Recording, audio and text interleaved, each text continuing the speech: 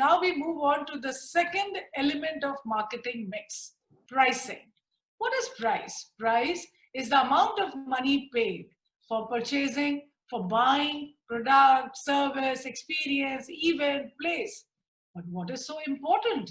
The important is that this is the only one factor, only one element that generates bread and butter. As Mr. Madan said, it generates revenue, it generates profits of the firm. Moving on. Now, you What must is be this, wondering. ma'am? Yeah, are you going to play some online game or what? I knew this, and my kids must also be wondering. No, I'm not going to play, but this is a mnemonic for factors affecting price determination. My dear friends, here, PUBG Med, on a personal advice also. If you play too much of PUBG, then medical intervention would be required. But here, PUBG Med is an acronym for factors affecting price determination. Students, there are many factors. I'm sure one important factor that always keeps moving and rotating in our minds is cost.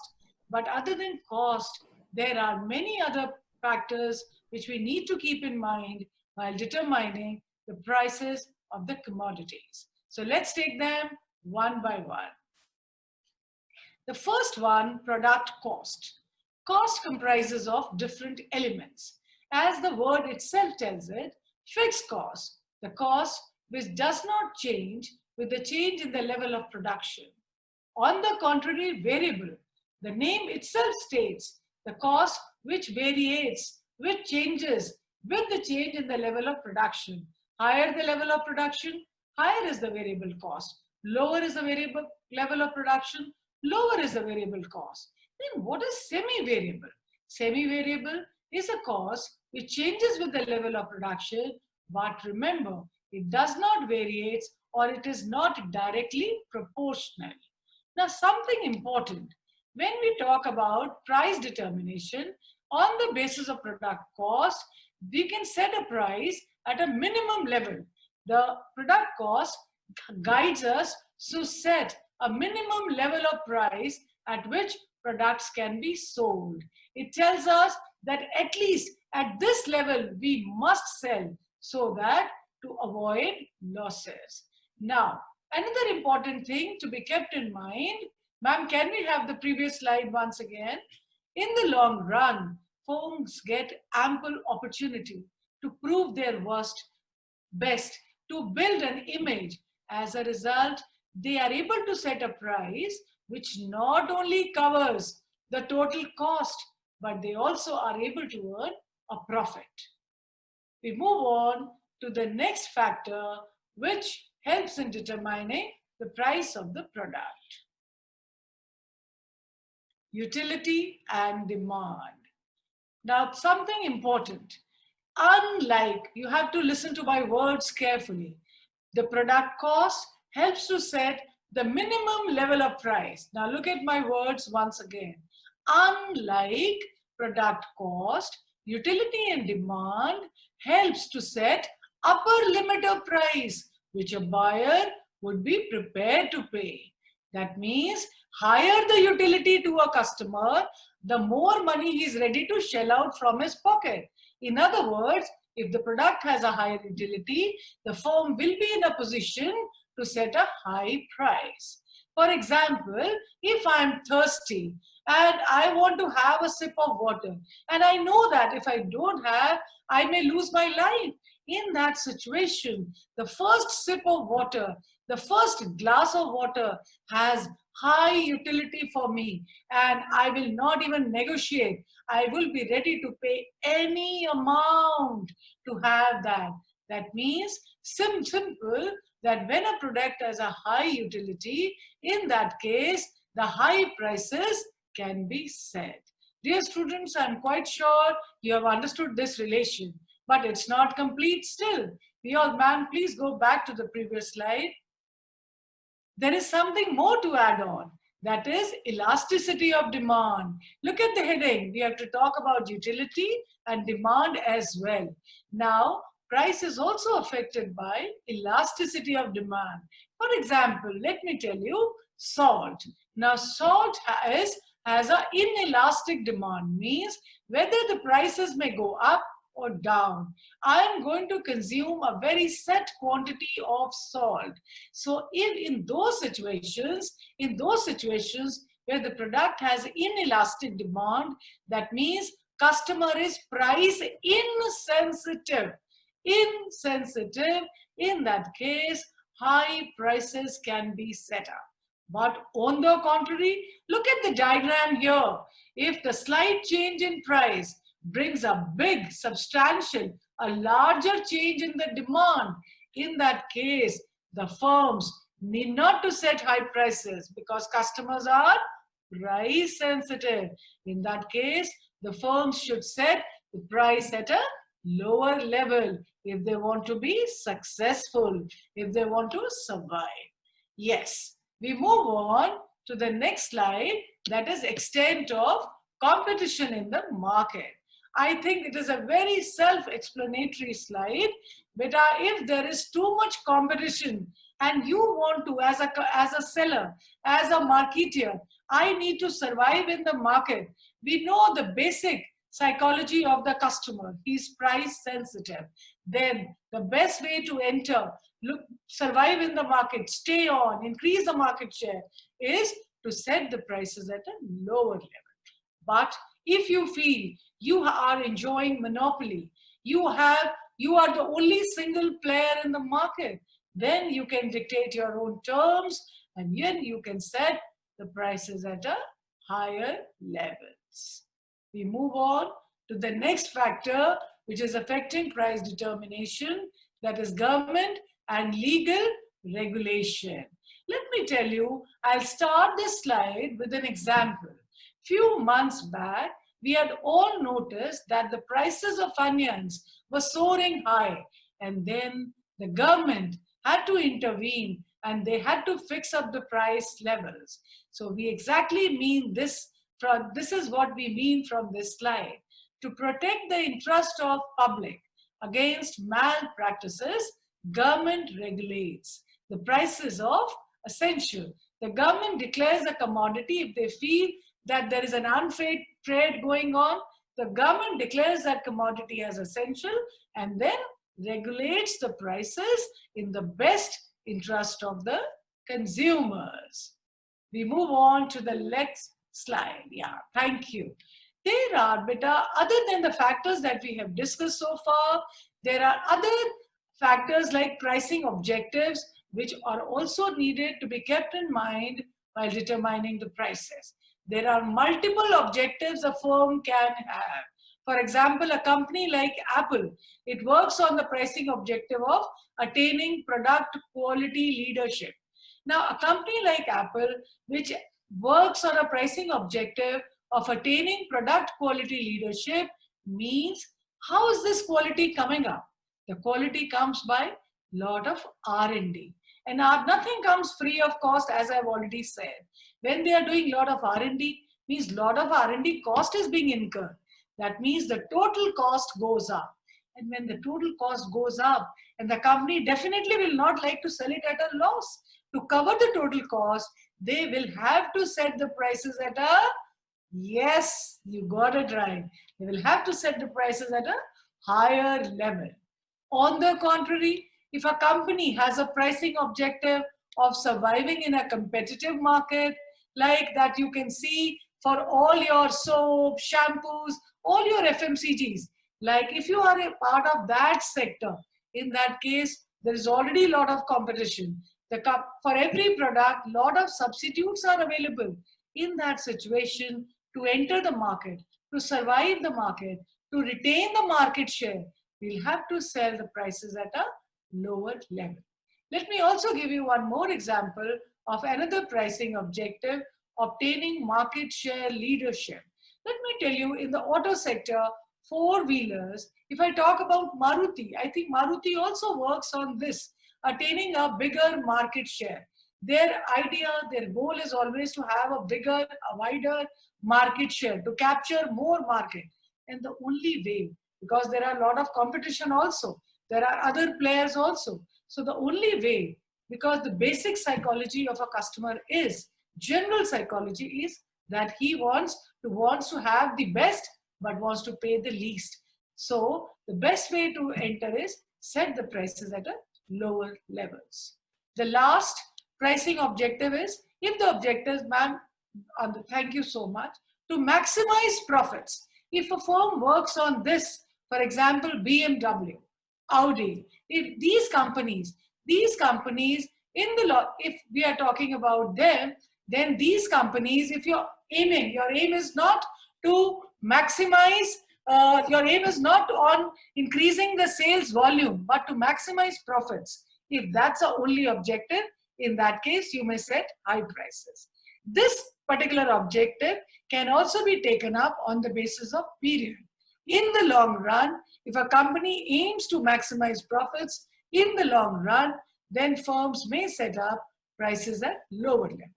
But if the firm wants to earn profits in the short run, they will have to set the prices at a higher level. Moving on to the last slide, that is the last factor which affects price determination. Before starting on with this, let me give you an example. Suppose you want to buy a car, or you are buying a car.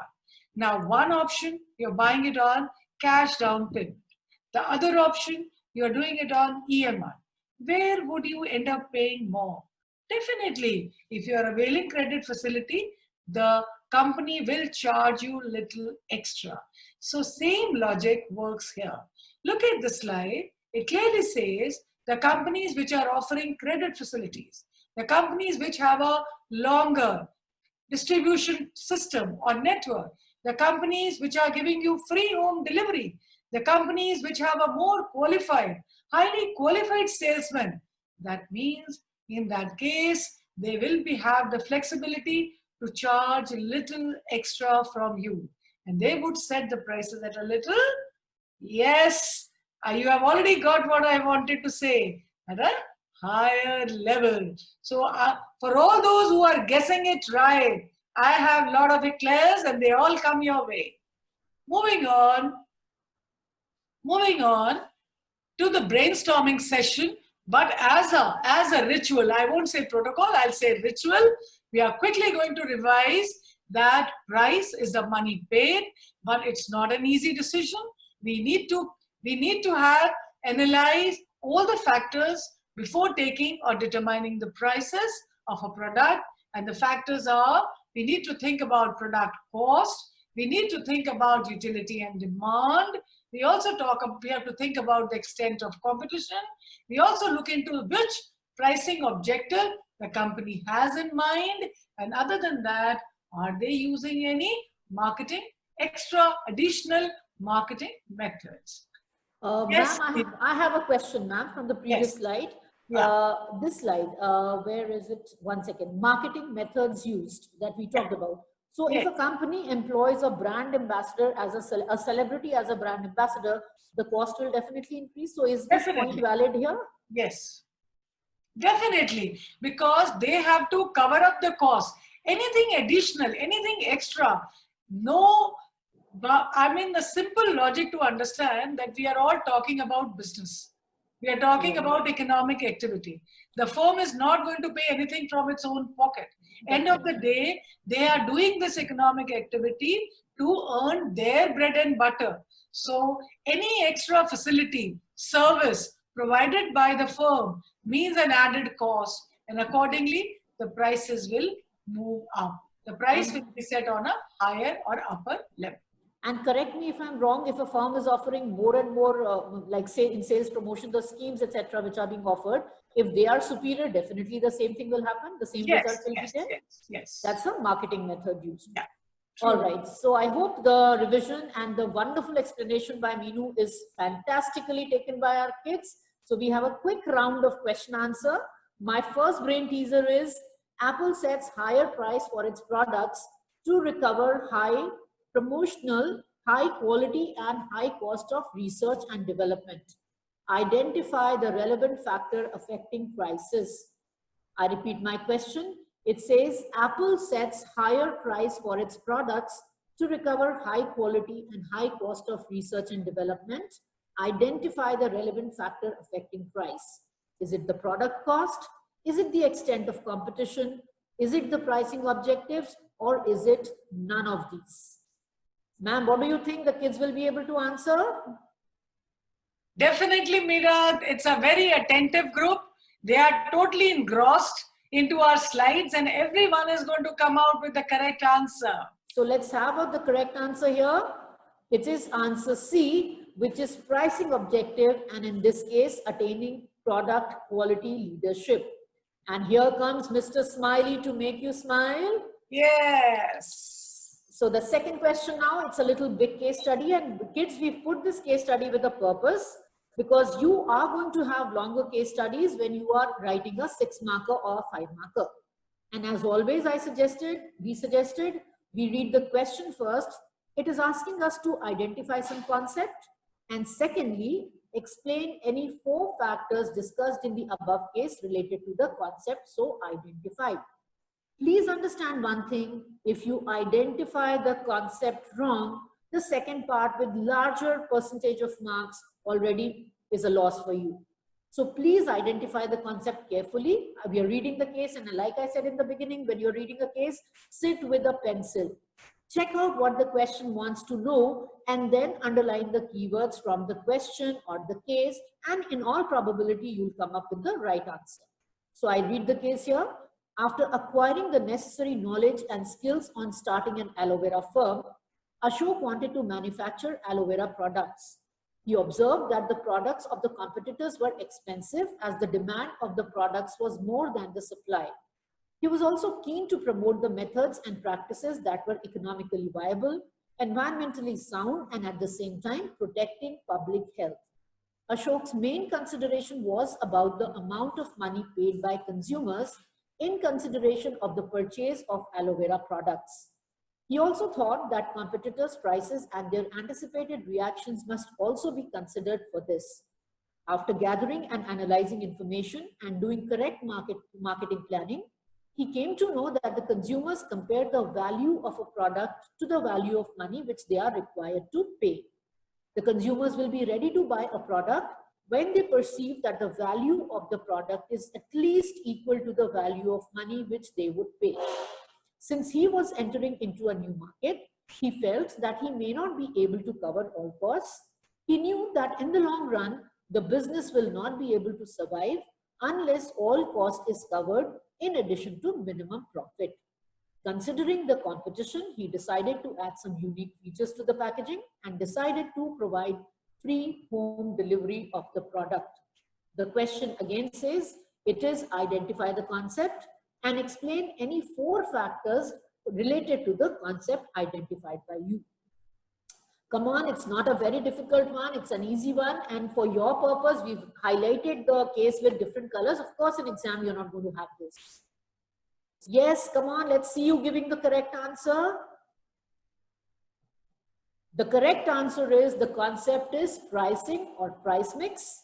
And the 4 factors that are affecting here, the price determination is extent of competition in the market, the utility and demand, the product cost, and marketing methods used. Please remember, each of these was explained in details by Meenu in her previous slides. And don't forget to explain the 4 points for getting full marks in the question. And here is my smiley for you. Yes, ma'am. Now, physical distribution. Ma'am is here to take you on a short journey. Yes, students. Now, I'm sure you are fully energetic to move on to the third element of marketing mix, physical distribution. When I say physical distribution, I mean it refers to all those activities as a result of which the product reaches from the place of production to place of consumption. There are 2 important decisions that need to be taken when I'm talking about physical distribution. The 2 decisions are, number 1, channels of distribution. What do you mean by channels? Channel means intermediaries, agents, wholesalers, retailers. And the second important decision is physical movement of goods from producers to consumers. Children, we are going to take these decisions individually in the slides to come. Ma'am, can we have the next slide? Now we are going to talk about channels of distribution. Yes, ma'am, can we have a next slide? Thank you, ma'am. So, beta, there are different channels of distribution. Look at the diagram here. The channels can be basically divided into two parts, direct and indirect. A direct channel is also referred as zero level channel, and indirect channels have further bifurcated as one level, two level, and three level channels. When I say one level, means one intermediary. When I say two level, means two intermediaries. And when I say three level, I mean to say three intermediaries are used here. We are going to do and explain each one of them separately. So here comes direct channel of distribution or zero level of channel. That means producers are directly selling the goods to consumers. Now, under what situation, ma'am, can we have the previous slide? Thank you. Under what situation the producers will be directly selling it to consumers? Yes, students, I'm sure you can guess the answer. Under what situation will it be okay, suitable to sell the goods directly to consumers? Definitely, you got it right. When, look at, keep on jotting down the points. When producer feels that he is financially strong enough to have its own retail outlets, or when he feels that the goods are bulky, the goods are expensive.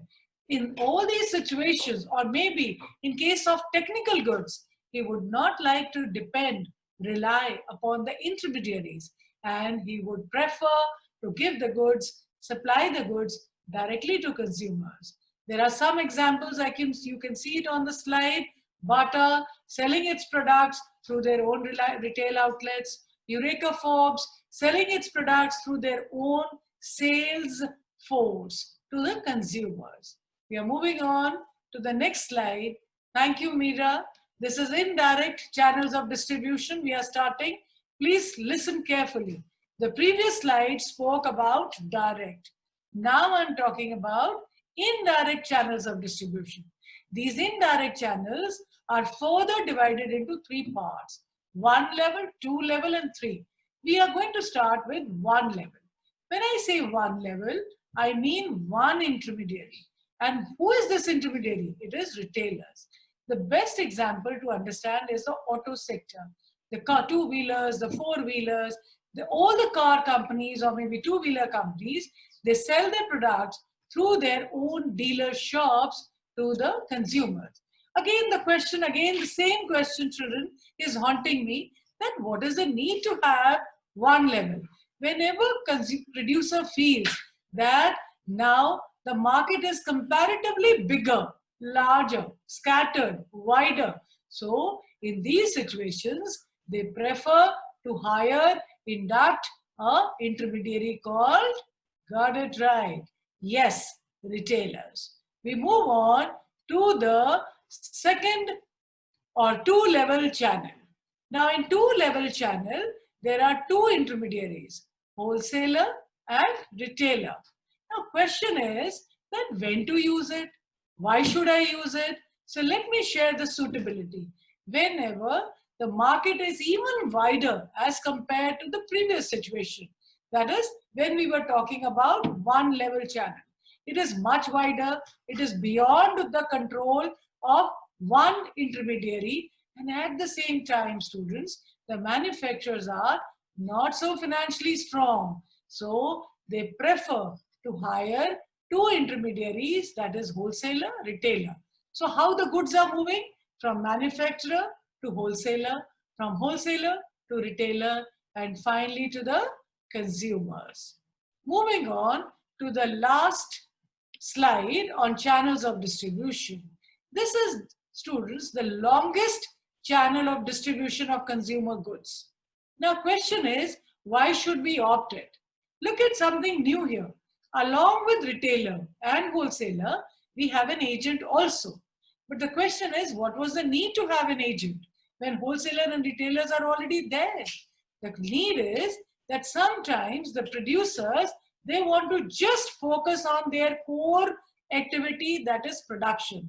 They do not want to contact wholesalers, or they do not want to pay any attention to the international markets, or they don't want to have or feel burdened with distribution problems. See, in all these situations, it is always suggested to have a 3-level channel of distribution.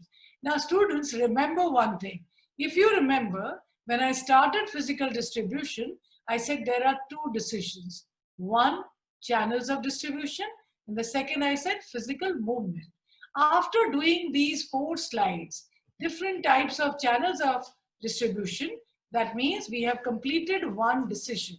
Now, in my next slide, I'm going to move to movement of goods from place of production to place of consumption.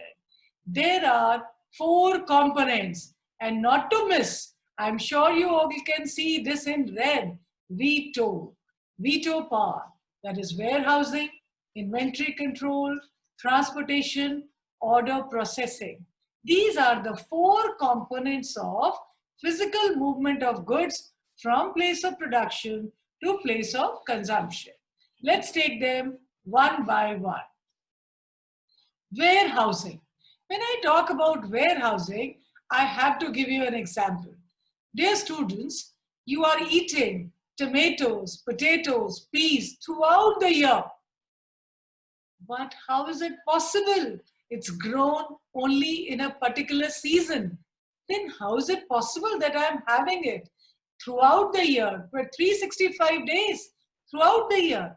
Yes, this is done by warehouses. The warehouses, they bridge the gap between the production and consumption. They are creating time utility. Now, what is important? We all knew this. So what is that important thing that needs to be kept in mind? The important thing is, larger the number of warehouses, the lesser would be the time taken to deliver the goods. But remember, students, maintaining so many warehouses means a higher cost. And so what is the advice? The advice is the firms need to strike a balance between the cost of warehousing and the level of customer service. Yes. Moving on to I, inventory control. Deciding the level of inventory, how much inventory to have. Now, what is important here? The important is, higher the inventory, higher will be the customer service. That means quick processing of orders. Goods will be quickly delivered. But maintaining a high inventory means blockage of funds. The cost of carrying inventory goes up. Now, what is the piece of advice? The firm needs to strike a balance between the cost of carrying an inventory and customer service. Remember, we are here not for charity. Of course, we do some, but our main goal of business is profit maximization. Moving on to the next component, transportation. Again, we cannot start this slide before or without giving an example. I'm sure, have you ever thought of this? Your mom loves to have a cup of coffee or a tea early morning. But how is it possible? The tea, coffee grown in Assam, Darjeeling, and how is it being transported throughout the country? How is it available throughout? It's all because of different modes of transportation. They create place utility. Remember, there's something important here. If this physical, until unless the goods were physically available, if this transportation facility was not there, the sale cannot be completed. We move on to the last component of physical movement, that is order processing. Beta, whenever you place an order for a pizza, you always you are looking at your watch. Oh, within 30 minutes, the pizza boy has to come and deliver. And if he gets late, we all have frowns on our faces. So that is what order processing means. A good physical distribution system should provide speedy processing of orders. And anytime when the order gets delayed, the processing is delayed, and you are asked to stand in the queue for a longer period, I'm sure we all feel unhappy, dissatisfied. Now, Yes, ma'am. Time for a recap. And then yes, I have a round of questions. yes. So let's do as a ritual what ma'am has said. We are quickly going to recap what we have done. So we have done the third element of marketing mix, where we did two important decisions: channels of distribution and physical movement of goods. Children, do remember, channel means intermediaries, and there are two categories of channels: direct and indirect. Indirect is further bifurcated into three parts: 1, 2, and 3 level channel. When I talk about physical movement, remember the acronym VTO. That is warehousing, inventory, then transportation, and then order processing. Yes, ma'am, my kids are ready. You can start the brainstorming session. All right. My first question is, important activities involved in the physical distribution is transportation, warehousing, inventory control and order processing, or all the above? Ma'am, this is cakewalk after what you have taught to them. They cannot go wrong with any of these. So I'm giving the answer very quickly. It is answer D, all the above. Ma'am just now said that physical distribution involves WITO, W-I-T-O, which is warehousing, inventory, transportation, and order processing. Here comes Mr. Smiley for you. This next question is, it is necessary that goods and services must be made available to the customers at the right place, in the right quantity, and at the right time. Name, my first question is, name and explain the concerned element of marketing mix given above. B part is, list the two important decisions related to the element of marketing mix identified by you. And finally, name the component of element of marketing mix identified above, which creates time utility and place utility. This is also, ma'am, a throwaway question after a beautiful round with you people, with you. So I'm giving the answer. The correct answer is place or physical distribution, which means making the goods available at the right place so that consumers can buy the same. And the two decisions in this regard are decision regarding physical movement of goods, and second one is decision regarding channels of distribution. The two components which create place utility and time utility respectively are transportation and warehousing. That's bullseye, a 10 on 10 for you. And here is Smiley for you. Thank you so much, ma'am. All right. So I take you to the final round of our journey of marketing, which is promotion. And it is one of the most exciting part of marketing. I'm sure nobody can forget washing powder Nirma, washing powder Nirma. I was a baby when I saw all this. I was a kid and I saw all of it on black and white television, and it has stayed with me. That's what promotion is all about. And I wish I had more time to talk about the Nirma story and Mr. Patel turning, an engineer, a chemical engineer turning into an entrepreneur. That is what marketing does to people. So now we are going to talk about the fourth element of marketing mix, which is your promotion mix. It is again a solid concrete pillar on which marketing stands. In fact, it is as important as any other one, and in some respect even more important. So what is promotion? I have produced a good, well, let's take the example of Meenu ma'am. She produced a good which she said was very good. She said her friends were liking it. The price was also good. But then why sales were not picking up? The sales were not picking up because ma'am did not promote her product. Ma'am did not tell her customer that this is what I am producing. So ma'am, you got the solution to your problems. We found Maska Chaska, and now you're going to be advertising, promoting your product. Surely I shall do this. And I'm sure the Woman Entrepreneur of the Year 2021 will be Meenu ma'am. Yes, I will not be surprised. My dear students, you can also place your orders for pickle. All right. So promotion is basically a combination, like any other mix. It's also a combination of 4 activities, which is advertising, personal selling, sales promotion, and publicity. A firm uses all of these or any of these in different combinations depending upon which market they are going to cater to and which stage of marketing they are in.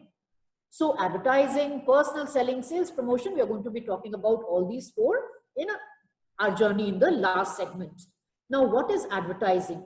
Advertising is any paid form of impersonal communication which is sponsored by an identified marketer. That means when you see an ad on the television, in a newspaper, you will be able to identify the producer and the product by looking at the advertisement. That means the person has paid, the marketer has paid to the channel, to the media, and to the advertising agency for creating a communication message by which the customers will be lured and attracted towards the product. So we uses mass media, we uses television, newspaper, internet, etc. with a view to maximize sales of our product or at least get a favorable response from the customer for the product that we are selling. The second aspect or the second sub-element of marketing mix is personal selling.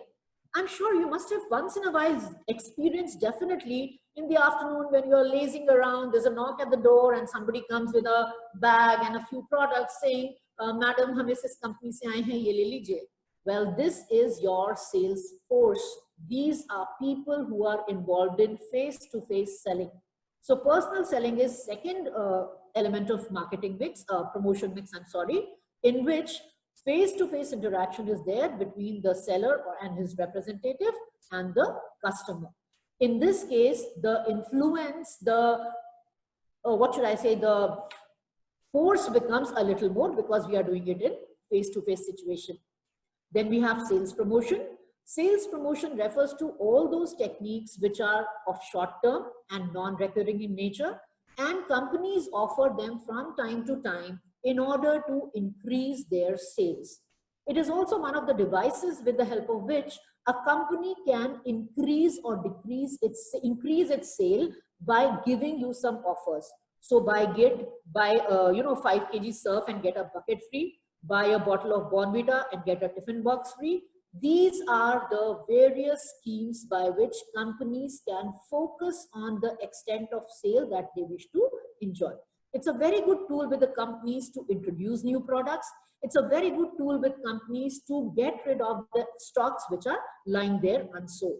So this is also a very, very critical way of handling sales and promoting sales for the company. We then have public relations. Now, public relation is a little bit, I should say, a little newer concept to you. So I'll spend a little time in explaining what it actually means. You remember who were stakeholders? Stakeholders are those groups of people who are responsible for helping a company grow. For example, your suppliers, government, creditors, bankers, etc., etc. These are several set of people who are affected by actions and decisions of the company, of the organization. And collectively, they can help a company move ahead or hinder its progress. So automatically from the slide, if you see, the company has to have a good relation, amicable relations with all these sets of stakeholders. All these stakeholders have certain expectations from the company. For example, if I talk about government, what does government expect from a company? The government expects that the company will be doing business lawfully and that it will be meeting its tax and other requirements on time. If I talk about creditors, what do creditors expect? Creditors expect that they will be getting the amount that they are giving to the company, they will be getting it back on time. Similarly, if we talk about shareholders, shareholders also expect that the company will give them the wealth maximization, that last chapter of financial management, if you remember, wealth maximization for shareholders. And finally, consumers. Our customers are the most important set of, yes ma'am, let me just complete this sentence. They are the My most... children want to ask something. They are putting up a question. Yes ma'am. Ma'am, please explain the meaning of stakeholders once again. Okay, all right. I said I'm going to convey it directly, don't worry.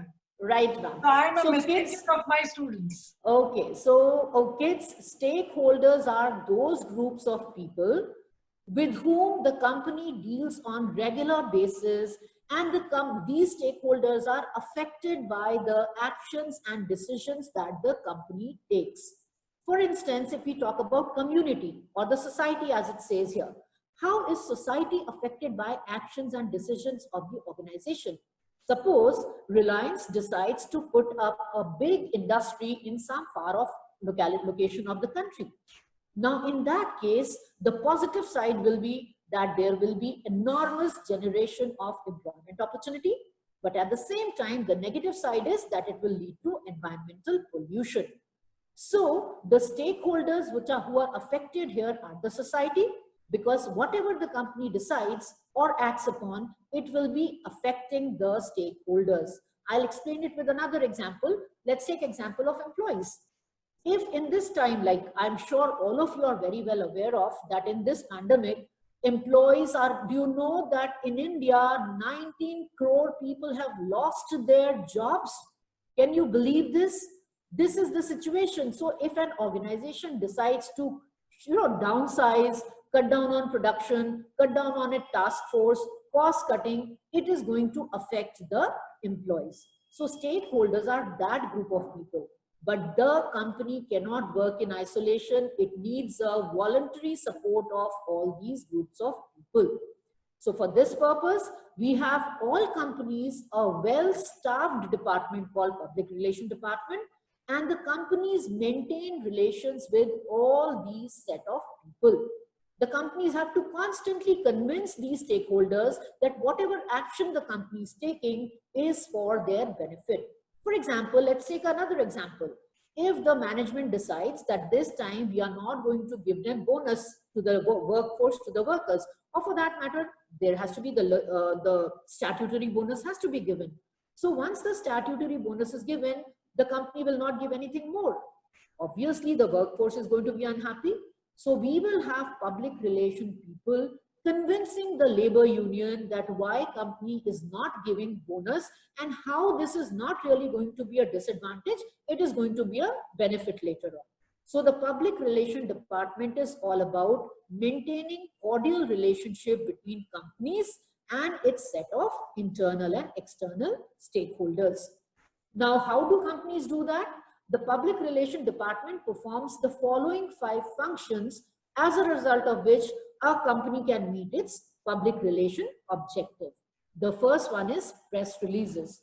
Anything that happens in a company, think of it, a company is going to have, like on the 25th, we have Tata Steel's board meeting.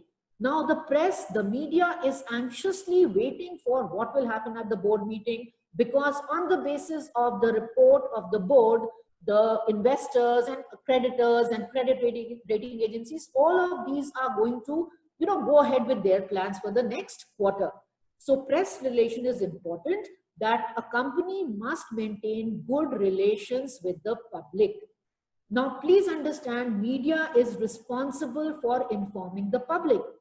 And we want a media which will give us correct picture of things. So no media will give you, if something happens in your company, no media will give a wrong report on that.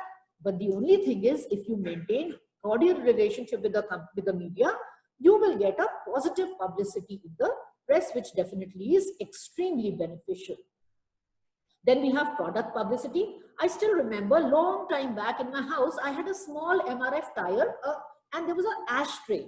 I still remember that my dad had got it from some place, somebody had gifted.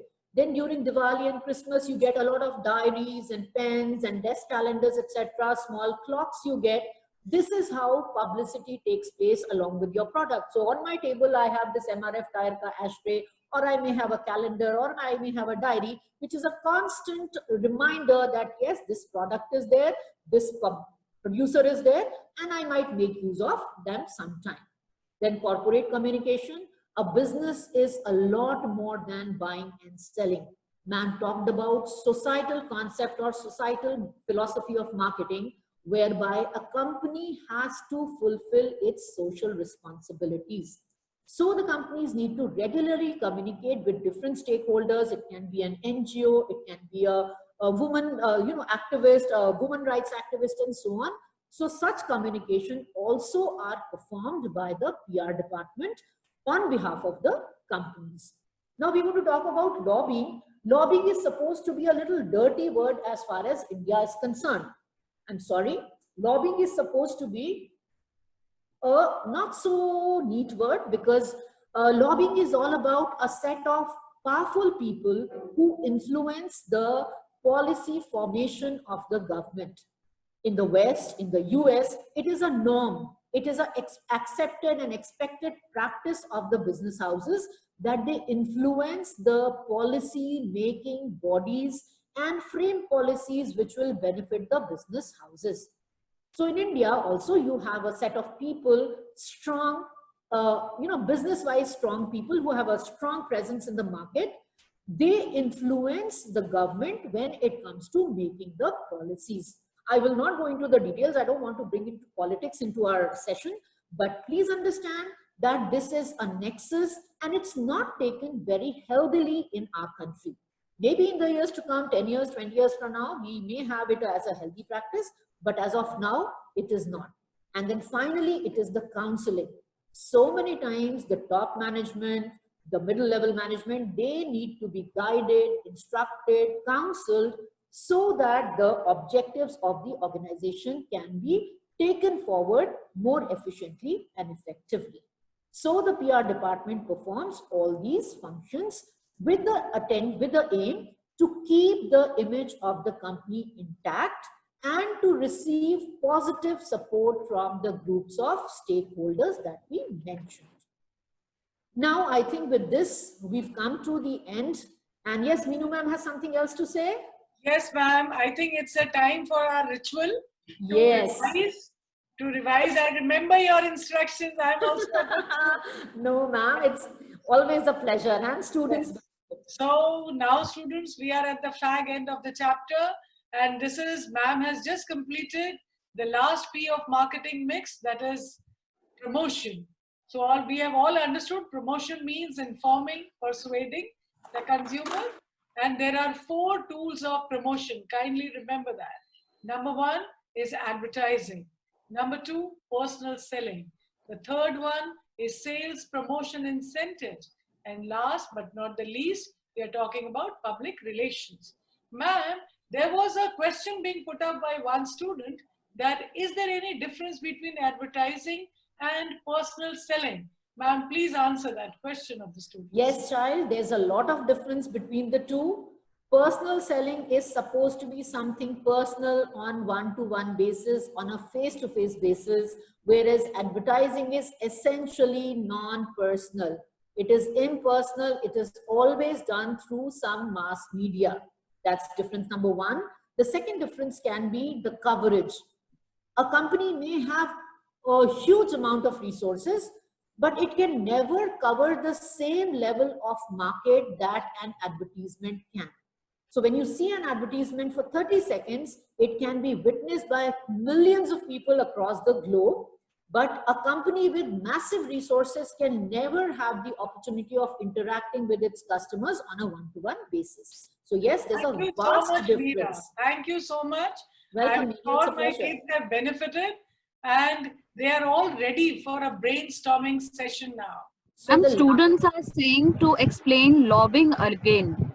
Lobbying, okay. All right, this is the comparatively newer concept, so perhaps they have more questions on this.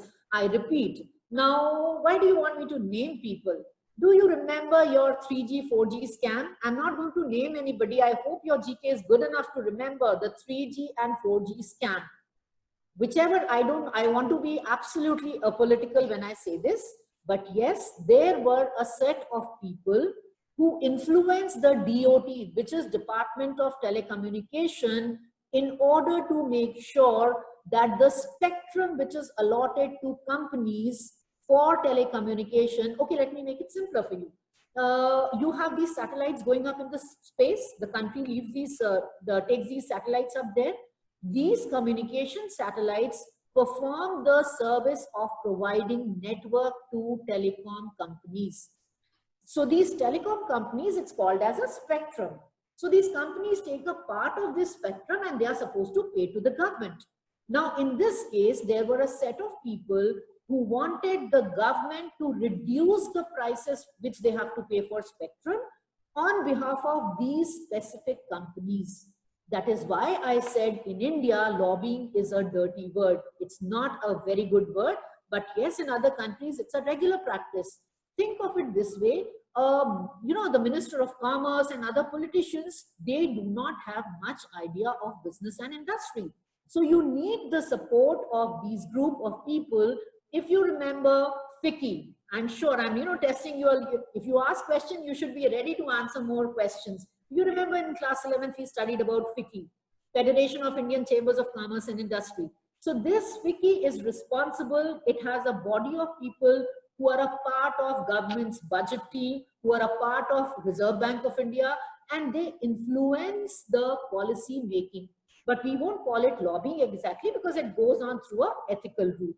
So lobbying, ma'am, Amita ma'am, lobbying is basically a set of people, business people, who influence the policy making of the government. Ma'am, here comes my 5-star for you. Beautiful, beautiful. Thank you. Thank you so much. I love you for your answers. Love you too, Meenu. Love you.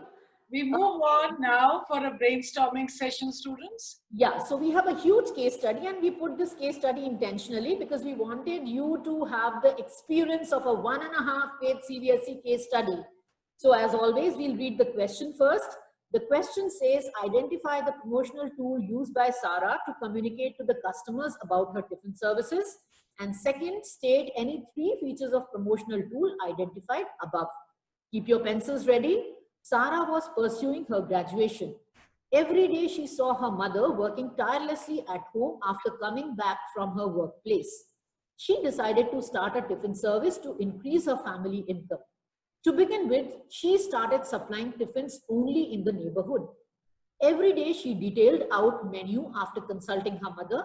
For informing the people about her service, she designed a beautiful informative pamphlet, got it printed and started distributing it through the daily newspapers.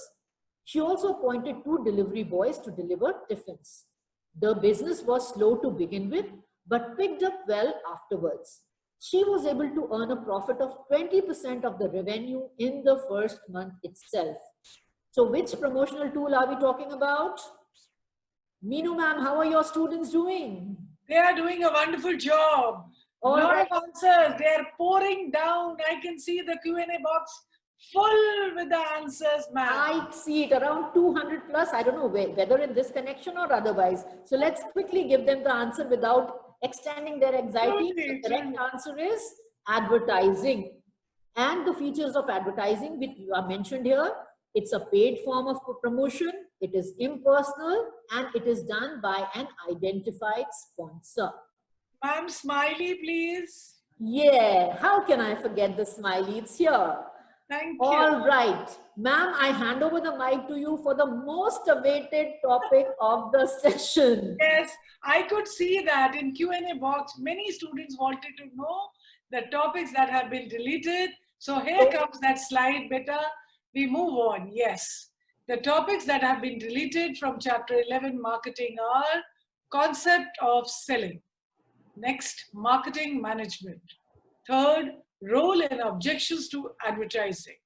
Qualities of a good salesman. Role of public relations. Factors determining choice of channels of distribution. And last, sales promotion techniques.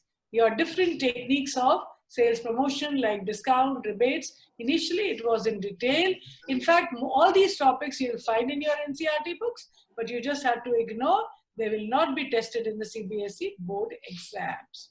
Now, this is, ma'am, can we have the next slide? But there is still little more we both as a team want to share with you students. Definitely. On a very serious note, I want to share that me and ma'am have put our complete 100% effort to help you understand, comprehend, and not only that, but learn the concepts also. But that may still fetch you 98, 99 marks. If you want to get perfect score, 100, then there is something more that you need to do. To start with is your 15 minutes reading time.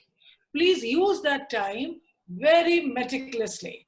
When you are reading the questions, always start from the last line. And while reading the case study, mark the key words. And while you're marking, think of the acronym, the mnemonics which your teachers, which we have done with you, and try to reach out to the answers. Sometimes it so happens that the answer, the language is ambiguous. You are unable to reach out directly to the answer. Then follow the other policy. Sometimes if you're not sure, two answers seem they are very close to each other, you are not sure, in that situation you can go by elimination also. Keep eliminating the options which you think where you are sure that definitely ye to ho hi nahi sakta. And then I'm sure this is another good way to reach out to the correct answer. Now, when you're putting down your answers, remember, don't fiddle with the headings given in the NCERT. It's like a Bible. The headings have to be exactly given the way they are, but explanation can be in your own words, preferably if you put them in points. Support your answers with examples. Never start the example in the same line. Make it as a separate heading. Start from the next line. And it would be really good if you can support your answers with a flowchart.